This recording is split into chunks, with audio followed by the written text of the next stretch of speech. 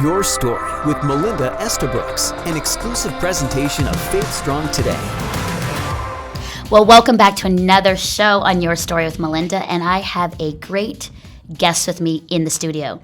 Alana Walker Carpenter, CEO of Intriciti, a ministry for business leaders in Toronto and Ottawa in Canada, but forging new ground into Manhattan. And so she's going to share about that. But Intriciti really brings about her passion to inspire business leaders to integrate their faith and business through the 5 business practices she and her team have developed. And I know she'll be sharing a little bit with us about that because I want to learn what those 5 practices are. Elena was nominated in 2014 as one of the top 100 best Christian women in Canada. And here's the one that I love. She was also nominated by Chatelaine magazine as one of the 100 best dressed women in Canada. Now, Elena has just a great story, a great passion, a real authentic faith. She's a mom to Carter and wife to Kevin, and she resides in the Toronto area in Canada. Welcome to the show, Elena. Thank you, Melinda. It's so great to have you here. I know that you're so involved and so networked, but this point about you being nominated one of the best dressed by Chatelaine magazine, that's pretty big. How did that come about, and how'd you feel about that? Because I know that we're all like, oh, big awards on philanthropy and other things, but the best dressed is kind of is like one that I love, and I wish I was nominated for that one too. At first I was a little bit bashful. Yeah. But it's just a welcomed opportunity to dialogue with a couple of people. And, I found that actually fashion has been a connecting point with people that don't believe. Whether we like it or not, people make a decision based on first impressions. Mm-hmm. So it has been a connecting point. That's great. I want to talk about that a little bit more too. But so you're the CEO of Intriciti. I love that you are, on Bay Street, you're in the business core in Toronto, that you're working with business leaders. But let's go right back a bit more of your story, because we're always interested in how, women, men get to where they are today. So talk to me about your own faith journey, and then how did you come about, like, I need to create this ministry, be the founder of a ministry that ministers to business people. So from the very beginning, when you're young, talk to me about your story. Well, certainly ministry was something that I never aspired to. Many people Probably a lot of people would agree. Yeah.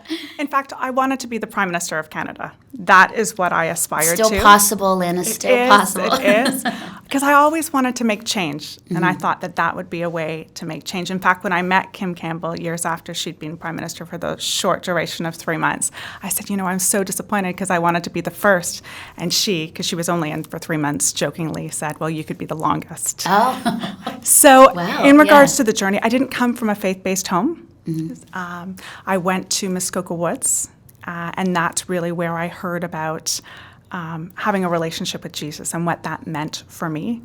Okay. Started out corporately, worked on both the client side and for a consulting firm. Mm-hmm. And it was there that I realized that there were business ministries, but at the time there was nothing for women. And it really wasn't on the horizon either. Okay. Mm-hmm.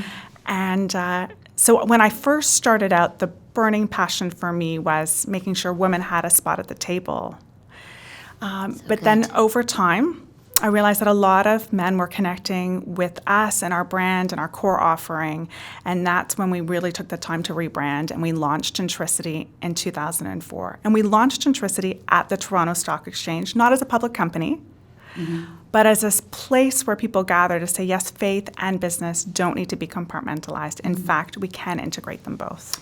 So good. Why do you think that there's not been, or there wasn't at the time, a ministry for business women? Is it overlooked? Why is that? That actually surprises me a bit, but then maybe it doesn't. But what did you find? I think, back then, organizations were all being kind of led by men. There were more men within the workplace. There were more men within senior roles. There still are more men in senior roles. And I think it just took somebody to sort of rattle the chains a little bit and say, no, we need a place for women to dialogue. That's good. Now, when you were a younger woman, here you are, I want to be the Prime Minister of Canada one day.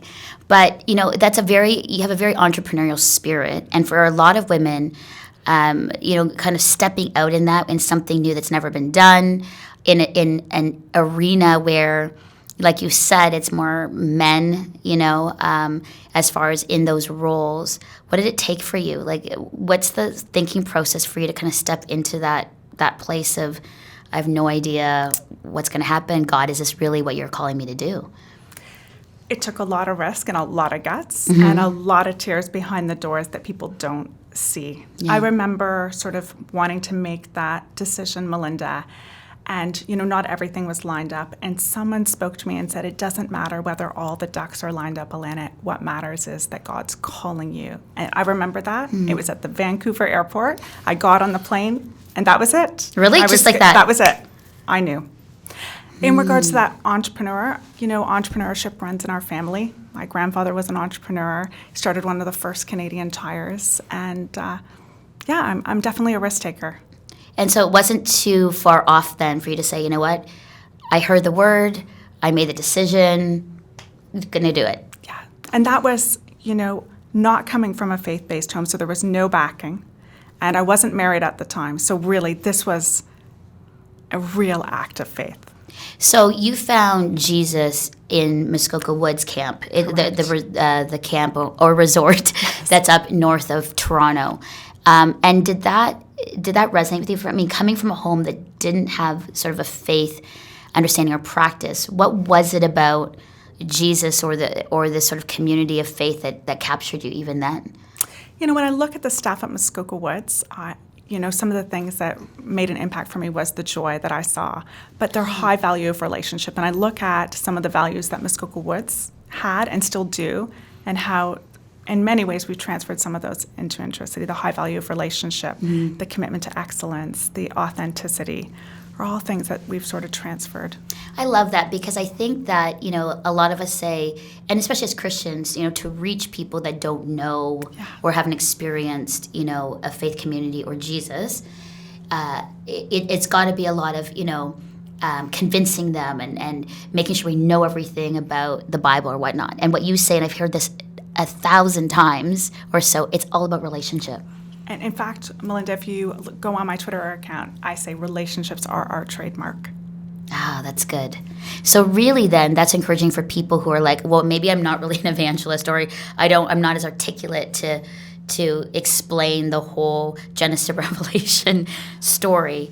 Talk to me about that relationship, because there are people who are listening and watching going, I struggle with that because I want to share my faith, but I'm not an extrovert. I'm not comfortable with that. So what does that really mean about relationship? I'm so glad that we're talking about the word evangelism, because when I did my spiritual gifts years ago, it came out of one of my 3 gifts. Like, this was like 15 years ago. And I was quite taken back, because I felt in order to be an evangelist, you needed to be confrontational in your approach. Yeah.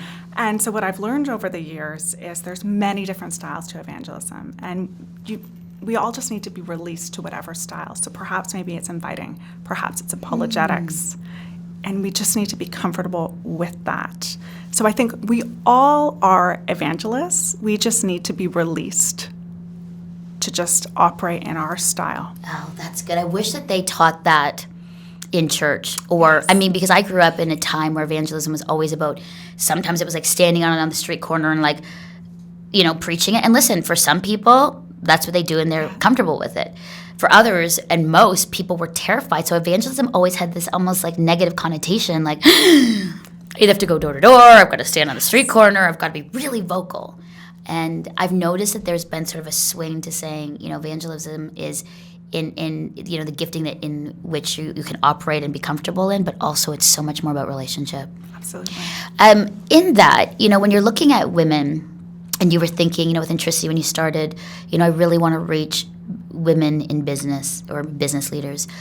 Why did you find that? What has been sort of the struggle with what you're seeing with, especially, and not to exclude men, but just the women in business who are Christian? What are some of the struggles? Because for some of us who aren't in business, we could be more in ministry, you could be moms and not in that world at all. What are some of the challenges that they face? One in particular is not being affirmed by the church. Really? Into their calling. Wow. And so they're always second-guessing their calling. And then the unhealthy rhythm in which everybody is running. And this is a part where we can include the guys. Like, it's just so incredibly unhealthy. And I think a byproduct of this intense rhythm is poor ethics, extramarital affairs, like all of that is being a byproduct of we've got to get this under control. So let's go back. Those are really good points. So the first one you said is that women in business are not affirmed by the church. And so let's talk about that, because that I think that there's listeners and watchers who are like, oh, thank you, Elena, for finally like speaking out what I've been feeling. Yeah, I mean, even look at when we have our women's groups at the church, right? They're not reflective of when a corporate woman is even available to attend them. Wow. Yeah. Or who is it that we bring up to the front of the church to bless and affirm? It's the Sunday school workers. Do we actually ever bring up women and men and just do a blessing on them as they go back to work in September? Mm-hmm. Or who do we place these unrealistic expectations on, and who should provide the cookies for the bazaar, for the potluck? In fact, I saw a great seminar a couple of months ago through the Women's Executive Network, and it was the former CEO of Lululemon, Christine Day. And I was like, yes, because she's like, I outsourced the baking to my neighbor next door.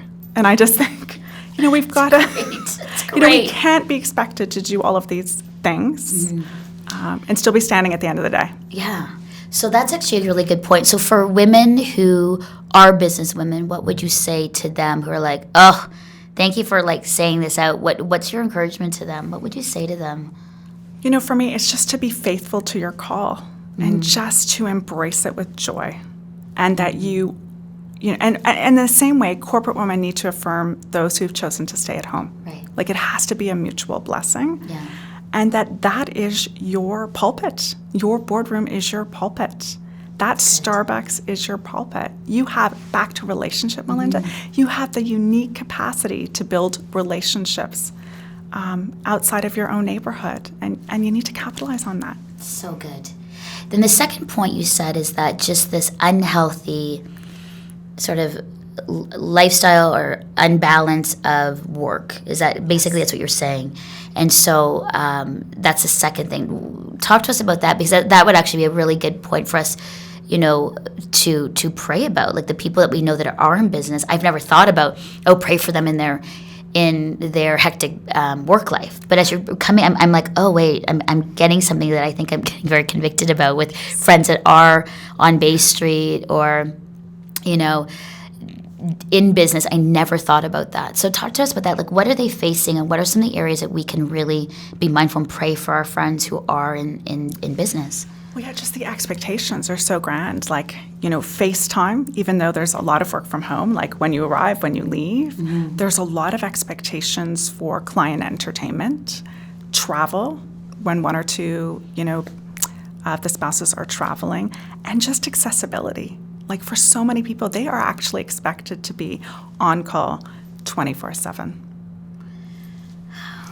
So as far as your encouragement to them through Intriciti, how do you help them kind of, prioritize what's important? Relationship with God, family, kids, and then work has to come below that, or else, and we've seen kind of the mess and what happens when those are out of priority and out of sync.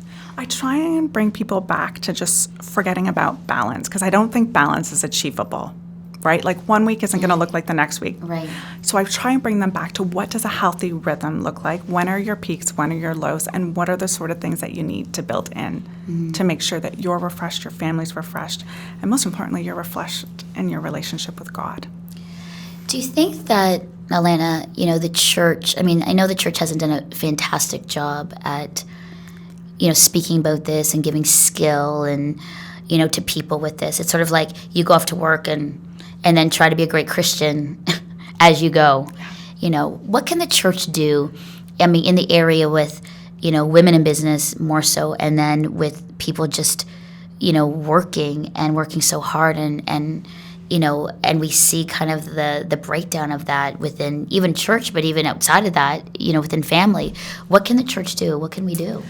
Well, I think, it all starts with leadership. Okay. So I think about, a pastor, starting from there. And I think, often pastors will go and they'll visit the local soup kitchen or their local charity. But how many pastors actually go downtown to Bay Street, or if you're listening in from a rural community, one of the local shops, and actually take that member of your congregation out for lunch or for a coffee and just learn firsthand in their own environment, what are some of your challenges and what are some of your opportunities?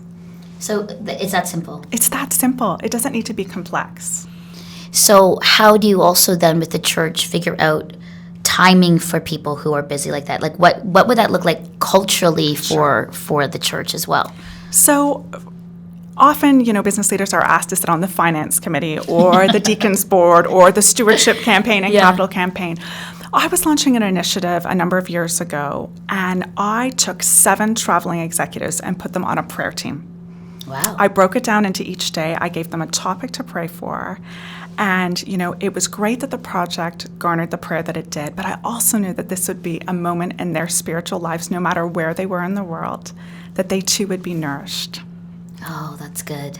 And what was the response for them? They were so touched. Elena, nobody's ever asked me to be on a prayer team. Really? Because you think that they would be so single busy. Person. Yeah. And yet, we would think that they are so busy, but I think for some people like that, it would be, they would just have to work out their time and how to do that, within their own time frame of work. Yeah. Wow. Okay, that's really good. Again, I'm sitting here with some great conviction thinking, I never think about that. It's like we all work, we all do our thing, but never really thoughtfully thinking, first we need a ministry for business leaders in our main cities. And earlier I said that you're foraging into some new ground in Manhattan. So what does that look like? Talk to us about, so in Toronto and in Ottawa, what are the things that you do to support businesses, and then why they need to go into Manhattan? So talk to us a little bit about what Intriciti's up to. So we've broken our organization down into 5 business practices. We call them events, coaching, leadership development, roundtable initiatives, and philanthropic initiatives. And I always say there's a different point of entrance and a different point of exit, because we never want to hold an individual. What we found has been a great connecting point, even a starting point for our organization, is our Christmas event. So I know we're now in January, but if we can think back just a little time ago to Christmas. And so we've done Bells on Bay Street, Bells on Bank Street in Ottawa, and we're looking at taking the same concept to Manhattan in the form of Bells on Wall Street. I do believe, and quite passionately, that Christmas is one of our only opportunities that we have left as a body of believers. There's something cultural about it. People still want Christmas, but they don't necessarily want Easter. Oh. So we want to use this as a springboard. Why do you think that is? That's interesting. Well, a lot of Christians don't want Easter. They don't want Good Friday, but they only want Easter Sunday, right? Right. It's uncomfortable, Yeah. right? It's really uncomfortable. And so you're saying that for people who are Christian or even seeking, Christmas is still that time that they're open. There's an openness, especially if they have children or grandchildren. Okay. Like, I can't tell you, Melinda, how many families I invited to our Christmas Eve service. And they came. And they came. People that don't regularly attend church, even atheist and totally nominal in their faith, but they wanted to come out. So Bells on Bay Street, what do you do, and why do you think people love going and are so attracted and attend and for this? What is it that you do? I think where we hold it is critical. Okay. It's a safe space. We hold it at a Fairmount property, so the Royal York in Toronto, the Chateau Laurier in Ottawa. We have a peer to business leaders, so we always feature a prominent Christian business leader that does the keynote address or sits on a panel. So what kind of people have those been so far? Oh, we've had some great people. We've had the CEO of Direct Investing for RBC. We've had the CEO of Canada Helps. We've had the CEO of Caldwell Securities. We really look for a C-suite leader to influence our guests. And then we always feature a charity. And then we adopt that charity for 365 days. And then the following April, we do a project with them. We call it a CEO project. And our goal is to have people that typically, Melinda, would sit on a board or write a check to experience philanthropy firsthand. Oh, that's good. And so I love the idea that you're looking into going into the U.S. Yes. Because it's Canadian start, it's Canadian based, but you're looking into the U.S. Why do you think that? Do they need a great Canadian presence and thought? What is there nothing happening that you see like that out of the U.S. or in New York? Yeah, so Melinda, last year in June, I was invited to a think space and represented Canada. So there was 20 of us. The other leaders were doing kind of essentially what I do, but just all in their individual states. And nobody actually had really even thought about Christmas before. That was a time that they were all shutting down. I'm very interested in a place where there's a stock exchange and a political climate, because for me, I think that has the greatest level of influence, and that's why we would look at a place like Manhattan and Washington kind of as our next steps. From our knowledge, nobody is doing something like this at Christmas, and we're looking to be quite collaborative. We're actually looking at handing off the relationships. We're not looking at setting up shop. We just want to bless other organizations as we establish these relationships. And I love the work you do. That's not just the event, but you're doing ongoing coaching, other little groups of meeting to hear from other Christian business people what they're doing. How's that been going? Like, what's been the response? Like, people meeting, at breakfast or time and kind of being coached in prayer and things like that. Yeah, people love to gather with like-minded individuals, and there really is a hunger to be together. In fact, when we did a survey year 10 of our organization, being with like-minded individuals in an authentic environment was what kind of rated out on top. In regards to connecting, we meet a lot of people. I mean, I literally meet hundreds of people a year. And a lot of what I do is just connect them to that next person that might be able to help them. But Melinda, of all the things that I do and that we do as an organization, my greatest joy is journeying with people that are suffering. And successful people suffer. And I think sometimes we forget that. Yeah, we do. What is that? I've even noticed that when, being on television and even having a podcast, that when you're in that place of success, or it looks like success, you're making lots of money, you have a position, a title, or you're on television, that people just assume that you're okay, that, you don't need the support, even prayer support, because it's like, they look fine. I'll just pray for other people that look like they're in great need. Let's talk about that. I think that is really, really key. As we launch into the new year, and, as we share about how to, have our best year yet, let's talk about that. How do we change that shifting? First, from the side of, we are in media, or we look successful and we're suffering in silence. Yes. And then the other side of how should we support that and open up those kinds of conversations for people? I love the fact that you said suffering, silence. And often I'll say to people, Melinda, I'm with you in the silence of the night. When I know that their just hearts are stirring, and they're there, and they're reflecting, and they're thinking. I think it simply starts by this. When you ask somebody how they are, expect an answer. Don't just expect, I'm fine, thanks, how are you? And not only expect an answer, be prepared to respond in some way, whether it's tangible or another way. When someone's suffering, I give them 3 options now. So based on what their individual situation is, because it's not enough to say, let me know if you need anything. Yeah. Like, how can somebody, what does that really mean? Yeah, and how are people to respond to that, right? Give them 3 options. Now, I would probably say, Melinda, that this relates, I've only been able to sort of become more attuned to people's suffering based on my own personal suffering in life. Like, God prepares you based on your own experiences. And now I know that grief can't be quickened. And Melinda, that there's both physical loss, a loss of a parent, a loss of a child, but there's also symbolic loss that we really need to kind of lend an ear to, whether it's a loss of a dream, a relationship, an idea. So as we look, I think this is good as we look into the new year. Because I think it's great that whenever I'm in, the podcast and in the studio and listening, that I learn from all of my guests. Sure. And so, I want to really do this year well. And I think the first thing what you've said is, the idea of, as we connect with people, that you said expect an answer. And so, ask the question, but don't just be so flippant to say, oh yeah, that's great. Help you, hang in, I'll pray for you. But that if you really are asking, you're really going to be intentional about helping and prayer and being there.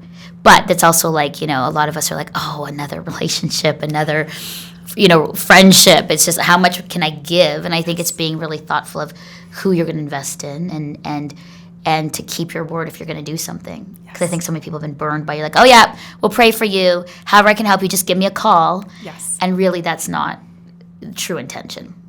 If I can, I pray for them on the spot. Yeah, and I think depending that's where we good. are, Yeah. right? Like I want to be sensitive, like Yeah.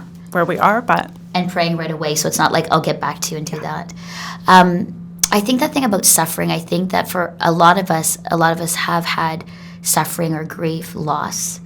How do because, for a lot of us carry that, there still is it, but as we look into this new year, how would you say we can do this well? That even though there is loss or grief and you'll never forget it or, lose it, how do we still live out our best year with this, that's still in our heart and our mind or our experience? Often we extend so much grace to other people, right? But we're not gracious to ourselves. So I think it starts with grace and just extending that same grace to yourself and baby steps. Like, don't expect that everything's going to be back to normal. And don't try and over-spiritualize things. Okay, that's right? a good one too. It is what it is. Yeah. And take the time. And actually take time to grieve. Melinda, so many people just don't take the time to grieve. Yeah. Whatever it might be, whatever their stuff is. Work that into your schedule. And for you as a busy, wife and mom, heading up a ministry, what are your thoughts for, your encouragement to other women who are kind of in your space as far as, living and starting this year well? What would you say? I know, it's one of those things I'm just sort of throwing at you, but... One of the things that I do every year, and I haven't sort of got this concrete yet, is my husband and I together, and you can do this whether you're married or whether you're single, is we have a theme that we work towards. And we do it for 365 days. So, set some really tangible goals and stick to them. And so for me, I use pink in my calendar for me time. My favorite color is pink. Yeah.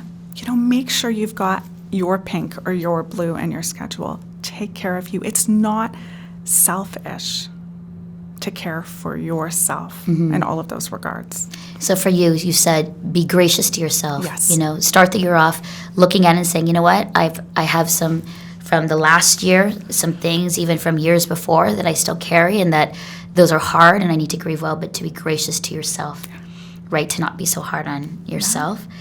Second, you said me time. Yeah. Me time's important. And I think for me, Elena, that I could just keep going and live on adrenaline. And I know that eventually I will crash if I'm not careful.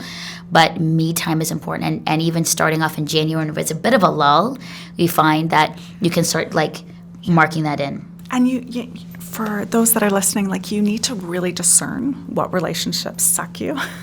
Yeah. And what relationships energize you. And you need to have both, right? But you need to have a healthy proportion. And I find sometimes women get themselves in a really bad habit if all they're doing is surrounding themselves with people that suck them dry, right? That don't replenish them. Yeah, good point. And what about just as far as, starting the new year with either a new outlook or of God and your relationship? Would be something good to say, okay, this might be a good thing for me and God to look into for this year. What's your thought for you?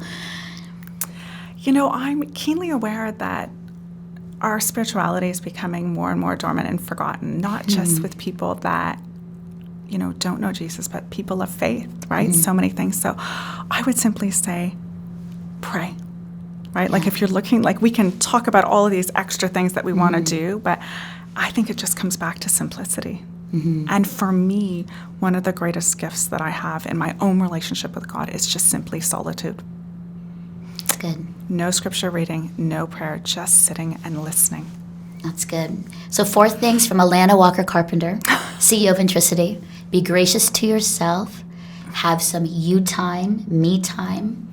Boundaries around relationships and intentionality with the people that lift you up, that bring life to you, and just be wary of the people that can suck you dry. But boundaries, I think that's good. And then 4th, prayer and solitude with God and intentional times with Him as you start the year. Those are good. Those are really good. 4 good points. You'll have to put that on a blog or somewhere on Facebook. In my spare time. Yeah, exactly, in her spare time. Alana Walker Carpenter, thank you so much for spending the time with me here in the studio. I learned a lot. I think a couple of takeaways. It's, pray for the people in business. It's hard work. Don't forget them. Pray for your friends, family, parents who are there. on Wall Street, Bank Street, Bay Street, or wherever, there is an urban center in the world, pray for them and be really mindful of that for their own relationships, for their health, for families. And thank you for your thoughts as we launch into the new year. So glad that you're here and so glad for our friendship. So thank you for being on the show. My pleasure. Happy New Year. All right, you too. Your Story with Melinda Estabrooks. Listen for new episodes every Monday and subscribe to the podcast at faithstrongtoday.com.